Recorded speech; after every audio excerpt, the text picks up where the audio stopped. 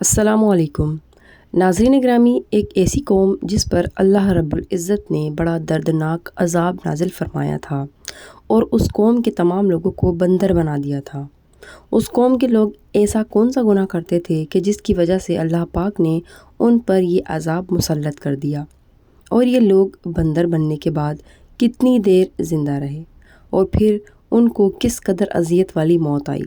جب یہ لوگ بندر بن گئے تو یہ اپنے عزیز و اقارب کو دیکھ کر ان سے کیا کہتے تھے، اور کیا آج کے دور میں پائے جانے والے بندر اسی قوم کی نسل میں سے ہیں؟ آئیے ان تمام تر سوالات کے جوابات قرآن و حدیث کی روشنی میں جانتے ہیں۔ ناظرین، انسانوں کے بندر بننے کی سزا حضرت داؤد علیہ السلام کے دور میں ہوئی۔ اس واقعے کا پس منظر کچھ یوں ہے۔ حضرت داؤد علیہ السلام اور ان کی قوم سمندر کے کنارے ایلا نامی ایک گاؤں میں رہتے تھے، اور ان کی تعداد 70,000 کے قریب تھی۔ یہ قوم بڑی ہی خوشحال تھی اور اللہ پاک کی فرما برداری بھی کرتی تھی۔ اس قوم کو اللہ تعالیٰ نے بڑی نعمتوں سے نوازا ہوا تھا۔ ہر طرف سرسبز و شاداب باغات اور ہریالی ہی ہریالی تھی، اور اللہ پاک کی بے پناہ کرم نوازی تھی۔ یہ لوگ اپنی زندگی میں خوش و مگن تھے۔ حضرت داؤد کی قوم چونکہ سمندر کے کنارے رہتی تھی، اور اللہ پاک کا ان پر یہ خاص کرم تھا کہ سمندر کے کنارے پر بے انتہا مچھلیاں آتی تھیں، جن کا یہ لوگ کاروبار کرتے تھے اور عیش و عشرت کی زندگی بسر کرتے تھے۔ جب یہ قوم ان بے پناہ نعمتوں کی وجہ سے بے انتہا خوشحال ہو گئی تو اللہ پاک کی نافرمانی پر اتر آئی اور گناہوں میں مبتلا ہو گئی۔ پھر اللہ رب العزت نے اس قوم کا امتحان لینے کا ارادہ کیا اور حضرت داؤد علیہ السلام کو وحی بھیجی کہ اپنی قوم سے کہہ دیں کہ وہ ہفتے والے دن مچھلی کا شکار کرنا بند کر دے۔ اس طرح اللہ پاک نے ہفتے والے دن حضرت داؤد علیہ السلام کی قوم پر مچھلی کا شکار حرام فرما دیا۔ یہاں سے اس قوم کی بربادی شروع ہو گئی۔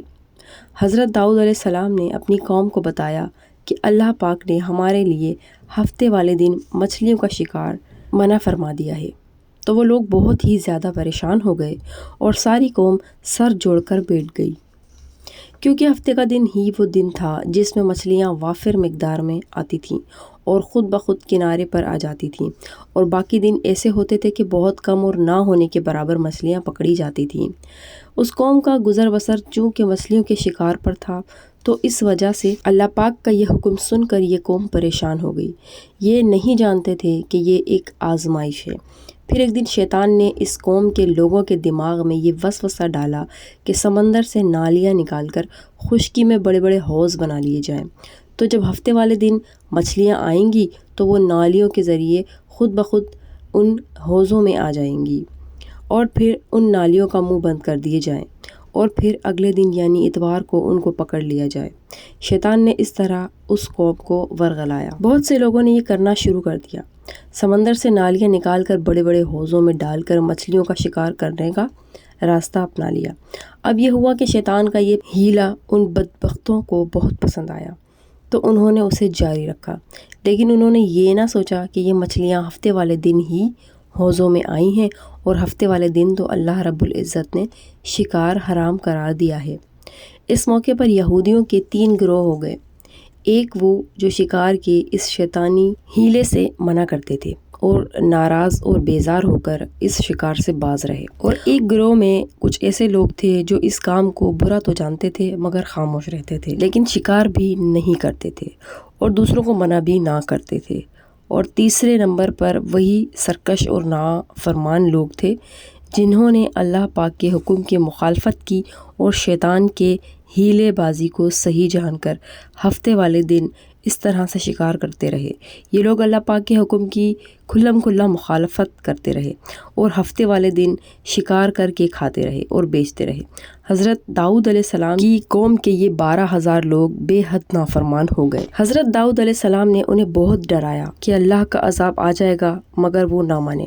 چنانچہ وہ لوگ جو اس شکار کو برا مانتے تھے، انہوں نے اپنے اور ان نافرمان لوگوں کے درمیان ایک دیوار کھڑی کر دی، جس کے ایک طرف وہ 12,000 نافرمان رہتے اور دوسری طرف وہ لوگ تھے جو شکار سے باز رہے۔ حضرت داؤد علیہ السلام نے بارہا سمجھایا لیکن یہ لوگ قطعی باز نہ آئے۔ پھر ایک دن حضرت داؤد علیہ السلام نے غضبناک ہو کر ان شکاریوں پر لعنت فرما دی۔